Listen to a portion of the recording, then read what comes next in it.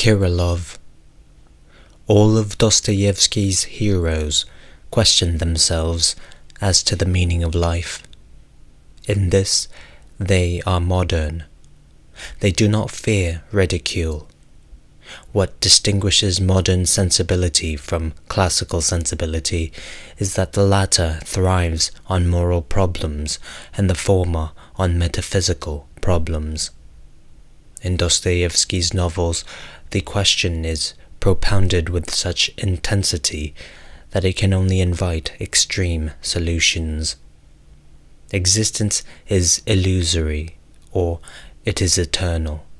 If Dostoevsky were satisfied with this inquiry, he would be a philosopher. But he illustrates the consequences that such intellectual pastimes may have in a man's life, and in this regard, he is an artist. Among those consequences, his attention is arrested, particularly by the last one, which he himself calls logical suicide in his Diary of a Writer. In the installments for December 1876, indeed, he imagines the reasoning of logical suicide. Convinced that human existence is an utter absurdity for anyone without faith in immorality, the desperate man comes to the following conclusions. Since in the reply to my questions about happiness, I am told, through the intermediary of my consciousness, that I cannot be happy except in harmony with the great All, which I cannot conceive and shall never be in a position to conceive, it is evident.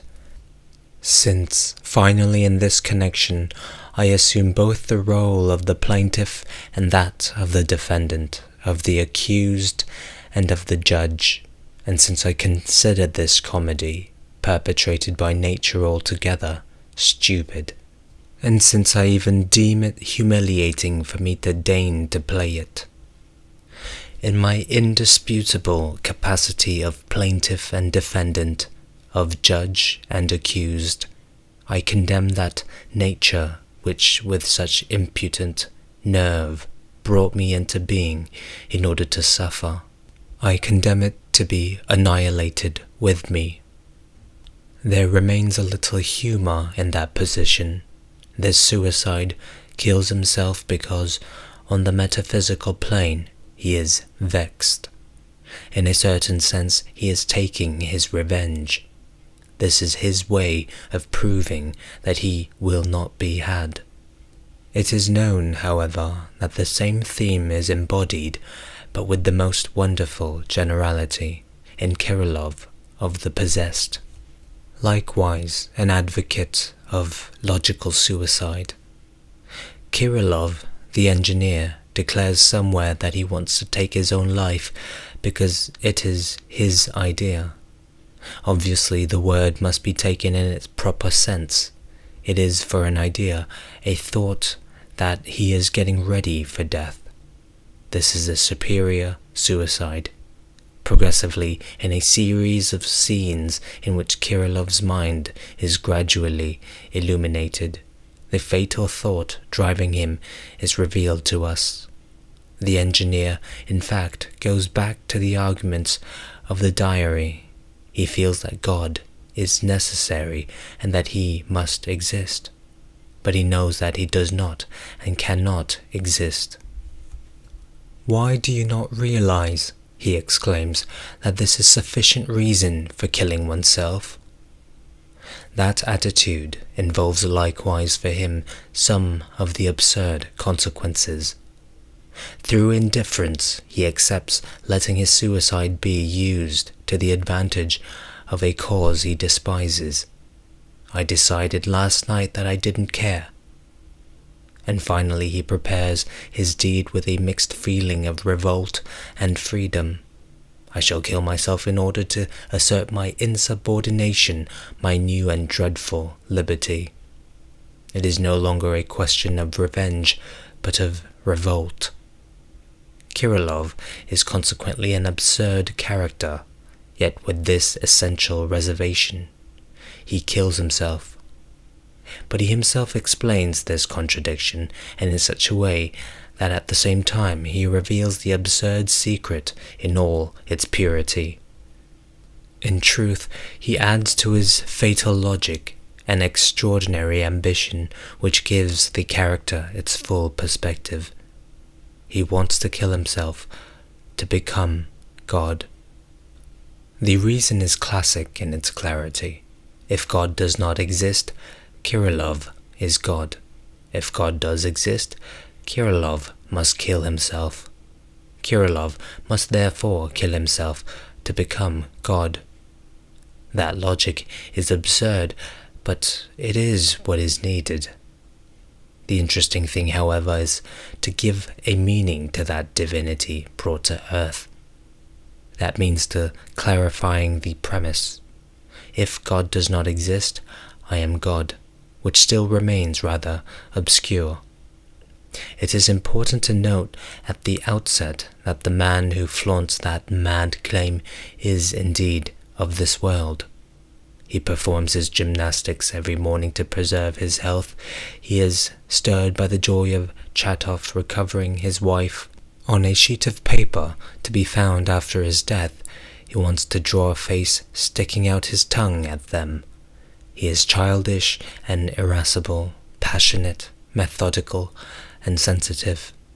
Of the Superman, he has nothing but the logic and the obsession, whereas of man he has the whole catalogue.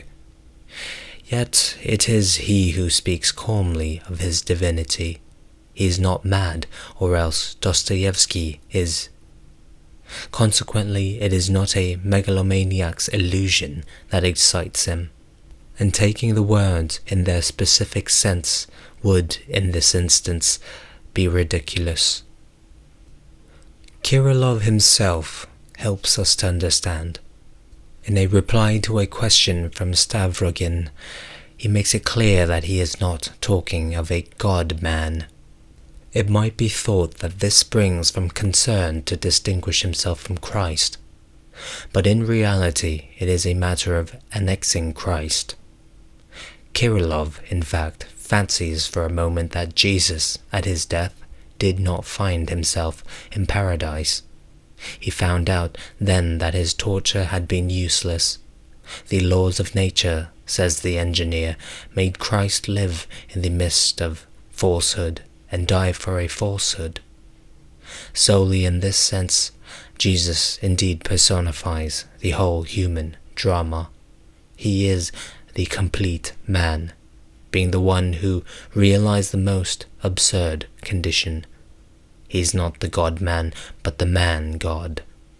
And like him, each of us can be crucified and victimized, and is, to a certain degree. The divinity in question is therefore altogether terrestrial. For 3 years, says Kirillov, I sought the attribute of my divinity, and I have found it. The attribute of my divinity is independence. Now can be seen the meaning of Kirillov's premise. If God does not exist, I am God. To become God is merely to be free on this earth, not to serve an immortal being. Above all, of course, it is drawing all the inferences from that painful independence. If God exists, all depends on him, and we can do nothing against his will. If he does not exist, everything depends on us. For Kirillov, as for Nietzsche, to kill God is to become God oneself. It is to realize on this earth the eternal life of which the Gospel speaks. But if this metaphysical crime is enough for man's fulfillment, why add suicide? Why kill oneself and leave this world after having won freedom? That is contradictory. Kirillov is well aware of this, for he adds, if you feel that, you are a Tsar, and far from killing yourself, you will live covered with glory. But men in general do not know. They do not feel that. As in the time of Prometheus, they entertain blind hopes. They need to be shown the way, and cannot do without preaching. Consequently, Kirillov must kill himself out of love for humanity. He must show his brothers a royal and difficult path on which he will be the first. It is a pedagogical suicide. Kirillov sacrifices himself then. But if he is crucified, he will not be victimized. He remains the man-god, convinced of a death without future, imbued with evangelical melancholy. I, he says, am unhappy because I am obliged to assert my freedom. But once he is dead, and men are at last enlightened, this earth will be peopled with stars and lighted up with human glory. Kirillov's pistol shot will be the signal for the last revolution. Thus, it is not despair that urges him to death, but love of his neighbour for his own sake. Before terminating in blood an indescribable spiritual adventure, Kirillov makes a remark as old as human suffering. All is well. This theme of suicide in Dostoevsky, then, is indeed an absurd theme. Let us merely note before going on that Kirillov reappears in other characters who themselves set in motion additional absurd themes. Stavrogin and Ivan Karamazov try out the absurd truths in practical life. They are the ones liberated by Kirillov's death. They try their skill at being Tsars. Stavrogin leads an ironic life and is well known in that regard. He arouses hatred around him, and yet the key to the character is found in his farewell letter. I have not been able to detest anything. He is a Tsar in indifference. Ivan is likewise by refusing to surrender the royal powers of his mind. To those who, like his brother, prove by their lives that it is essential to humiliate oneself in order to believe, he might reply that the condition is shameful. His key word is everything is permitted, with the appropriate shade of melancholy. Of course, like Nietzsche, the most famous of God's assassins, he ends in madness. But this is a risk worth running, and faced with such tragic ends, the essential impulse of the absurd mind is to ask, what does that prove? Thus, the novels, like the diary, propound the absurd question. They establish logic unto death, exaltation, dreadful freedom, the glory of the Tsars, become human. And all is well, everything is permitted, and nothing is hateful. These are absurd judgments. But what an amazing creation in which those creatures of fire and ice seem so familiar to us. The passionate world of indifference that rumbles in their heart does not seem at all monstrous to us. We recognize in it our everyday anxieties, and probably no one so much as Dostoevsky has managed to give the absurd world such familiar and tormenting charms. Yet, what is his conclusion? Two quotations will show the complete metaphysical reversal that leads the writer to other revelations. The argument of the one who commits logical suicide having provoked protests from the critics. Dostoevsky, in the following installments of the diary, amplifies his position and concludes thus: if faith in immortality is so necessary to the human being that without it he comes to the point of killing himself, it must therefore be the normal state of humanity. Since this is the case, the immortality of the human soul exists without any doubt. Then again, in the last pages of his last novel, at the conclusion of that gigantic combat with God, Some children ask Alyosha, "Karamazov, is it true what religion says, that we shall rise from the dead, that we shall see one another again?" And Alyosha answers, "Certainly, we shall see one another again. We shall joyfully tell one another everything that has happened." Thus Kirillov, Stavrogin, and Ivan are defeated. The brothers Karamazov replies to the possessed, and it is indeed a conclusion. Alyosha's case is not ambiguous, as is that of Prince Muichkin. Ill, the latter lives in a perpetual present tinged with smiles and indifference, and that blissful state might be the eternal life of which the prince speaks. On the contrary, Alyosha clearly says, "We shall meet again." There is no longer any question of suicide and of madness. What is the use for anyone who is sure of immortality and of its joys? Man exchanges his divinity for happiness. We shall joyfully tell one another everything that has happened. Thus again Kirillov's pistol rang out somewhere in Russia, but the world continued to cherish its blind hopes. Men did not understand that. Consequently, it is not an absurd novelist addressing us, but an existential novelist. Here too the leap is touching and gives its nobility to the art that inspires it. It is a stirring acquiescence, riddled with doubts, uncertain and ardent. Speaking of the brothers Karamazov, Dostoevsky wrote, "The chief question that will be pursued throughout this book is the very one from which I have suffered consciously and unconsciously all life long, the existence of God." It is hard to believe that a novel sufficed to transform into joyful certainty the suffering of a lifetime. One commentator correctly pointed out that Dostoevsky is on Ivan's side, and that the affirmative chapters took 3 months of efforts, whereas what he called the blasphemies were written in 3 weeks in a state of excitement.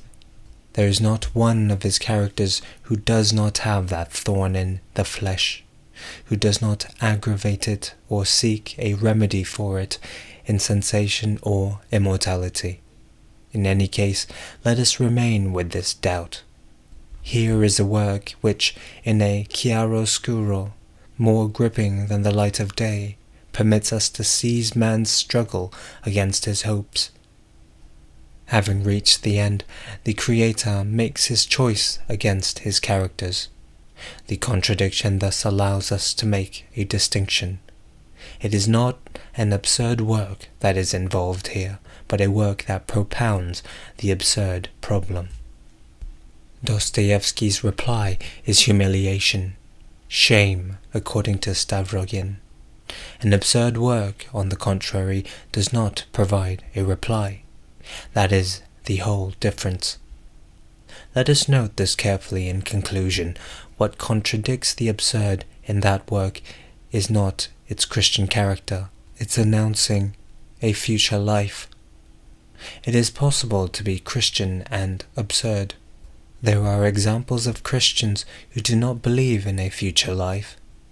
In regard to the work of art, it should therefore be possible to define one of the directions of the absurd analysis that could have been anticipated in the preceding pages.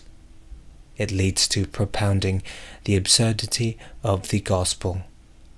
It throws light upon this idea, fertile in repercussions, that convictions do not prevent incredulity.